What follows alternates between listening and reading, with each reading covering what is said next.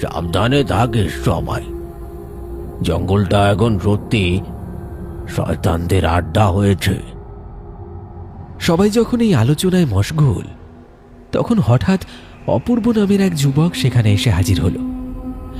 অপূর্ব একজন ডাক্তারের কম্পাউন্ডার, বয়স ওই 22-23 বছর। কিরে অপূর্ব, এত রাতে কোথায় গিয়েছিলি? আর বলবেন না জ্যাঠা, চণ্ডীপুরের এক বাড়িতে রোগী দেখতে গিয়েছিলাম। কি মর্মান্তিক ব্যাপার, তাই ফিরতে দেরি হয়ে গেল। কেন রে বাবা, কি হয়েছে? আসলে ওই গ্রামে গড় ধরে 10-12 বছরের ছেলেটা ওই হাড়খেকো জঙ্গলের পাশে খেলা করতে করতে জঙ্গলের ভেতর ঢুকে পড়েছিল। তারপর গ্রামবাসীরা ছেলেটাকে অজ্ঞান অবস্থায় খুঁজে পায়। ছেলেটার একটা হাত কিসে যেন কামড়ে ছিঁড়ে নিয়েছে। উফ, কি অবস্থা! কি বলিস কি রে, কি ভয়ঙ্কর কথা! নিশ্চয়ই ওই হাড় খেকো জঙ্গলে কোনো মাংস খেকো জানোয়ার এসে বাসা বেঁধেছে। জ্যাঠা ভোলানাথের কথা শুনে সবাই যেন আরো গভীর আতঙ্কে ডুবে গেল।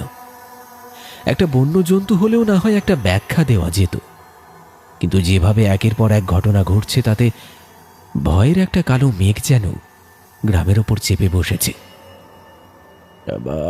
দাঁড়াও দাঁড়াও দাঁড়াও দাঁড়াও জ্যাঠা, তোমার মনে আছে কয়েক বছর আগে এই জঙ্গলের পাশে জমিদার বিশ্বনাথ রায়ের ওই বাড়িতেই নিখোঁজ হয়েছিল সেই নিরপরাধ রামচরণের পরিবার? সে আর মনে করাস না। সে অভাগা রামচরণ ওই জমিদার বাড়ির জিনিসপত্র পাহারা দিত। রাতারাতি রামচরণ উধাও।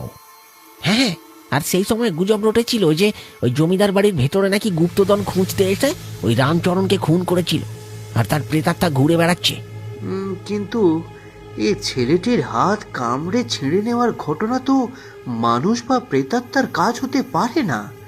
এটা কোনো শক্তিশালী দাঁতওয়ালা প্রাণী ছাড়া কিছুতেই সম্ভব নয়। হয়তো সেই প্রেতাত্মা এখন কোনো জানোয়ারের রূপ নিয়েছে। গ্রামের মানুষদের আতঙ্ক যখন তুঙ্গে, তখন অপূর্ব সিদ্ধান্ত নিল যে কেবল ইতিহাস ঘেঁটে লাভ নেই, প্রত্যক্ষ প্রমাণ দেখবে।